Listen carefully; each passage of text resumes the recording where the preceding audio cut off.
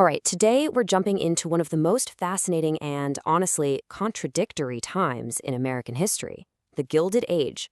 We're talking about an era of mind-blowing growth and dazzling wealth, but, as you can probably guess, that shiny surface was hiding some pretty serious problems. Let's dig in. This right here, it really tells you the whole story in one go. On the surface, the country looked shinier and more successful than ever before.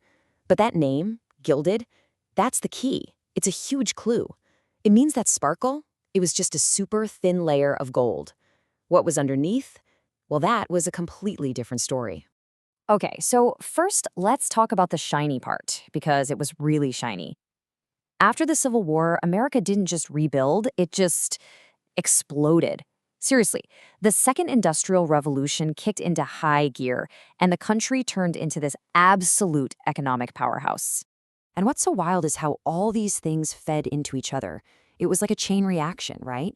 New inventions meant better factories. Those factories needed tons of steel. How do you move the steel?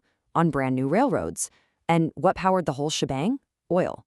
It was this perfect, self-fueling cycle of just insane growth. And all that growth, it cooked up something totally new in America. These monster companies. We're talking about companies so huge, they weren't just in the market, they were the market. They built these powerful monopolies that controlled everything. Which, of course, brings us to the guys running the show. Think names like Carnegie, Rockefeller. And here's where it gets really interesting. History has two totally different ways of looking at them, and it gets to the core of what the Gilded Age was all about. So what were they? Genius leaders or just ruthless predators? This leaves it out perfectly. You've got two completely opposite takes. On one side, people saw them as captains of industry. These were the visionaries, right? The guys building America. But on the other side, people called them robber barons, said they got filthy rich by just crushing anyone who got in their way and treating their workers terribly. And the craziest part, both sides were kind of right. So how'd they pull it off? With some seriously smart and ruthless business moves. Take Andrew Carnegie with steel. He used something called vertical integration. Basically, he owned everything from start to finish. The mines where the iron came from, the transport, and the mills that made the steel. Every single step. Then you have John D. Rockefeller in the oil biz. He went for horizontal integration. His strategy was simpler. Just buy up everybody else until you're the only game in town. But, and this is a huge but, all that money, all that progress, it came at a massive cost. So now it's time to peel back that shiny gold layer and see what was really going on underneath.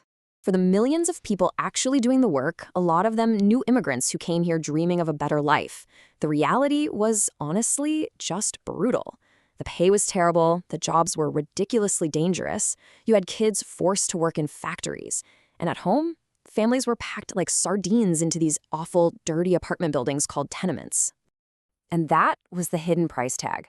While a handful of guys at the very top were making more money than anyone had ever seen in history, almost everyone else was paying the bill. They paid with their health, their safety, and way too often with their lives. This was the cheap stuff underneath all that gold. But here's the thing. People don't just take that kind of treatment forever. They started to fight back. They started organizing. They figured out pretty quick that one person alone had no power. But if they stood together, maybe, just maybe, they could actually make themselves heard. And their big idea? Labor unions. Their demands seem so basic to us now, but back then, they were totally revolutionary. All they wanted was, enough money to actually live, working conditions that wouldn't kill them, and an 8-hour workday. Imagine that. Time to actually have a life outside the factory. And let me tell you, this was not a peaceful negotiation. This was a war. The whole era was rocked by these huge and often incredibly violent strikes. You have things like the Haymarket Affair, the Homestead Strike, which was literally at one of Carnegie's own factories, and the Pullman Strike, which brought the entire country's railroad system to a grinding halt. It just showed how deep and bitter the fight really was. So you're probably thinking, okay, where's the government in all this? Surely they stepped in to fix things, right?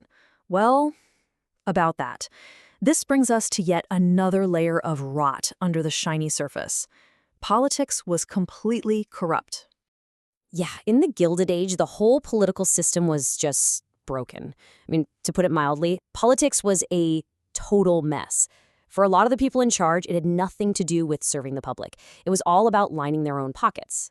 See, cities were run by these things called political machines. You'd have a city boss. The most infamous was probably Boss Tweed in New York, and they controlled everything. They didn't win by having the best ideas. They won by trading favors, handing out jobs to their buddies, and, taking massive bribes. So for a regular person, whether or not your street got paved could literally depend on who you promised your vote to. Okay, so now we've got the two pieces of the puzzle, right? On one hand, you have this incredible, shiny explosion of progress, and on the other, you have all the ugliness, the exploitation, the poverty, the corruption. Let's put it all together and finally understand why they call it the Gilded Age. This quote just nails it. The country looked amazing on the outside. All you could see were the new factories, the insane wealth, the booming cities. It was spectacular. But that's all it was, a look, a thin coating. And here it is, the big idea that pulls it all together.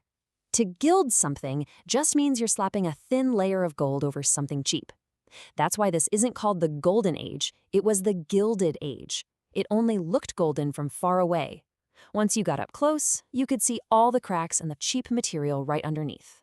So, when you boil it all down, the Gilded Age leaves us with a really powerful lesson, doesn't it?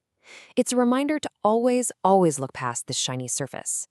And that kind of brings us to a final question to chew on. Think about our world today, with all its incredible technology and wealth. What are the hidden costs? What shiny gilding might we be ignoring right now?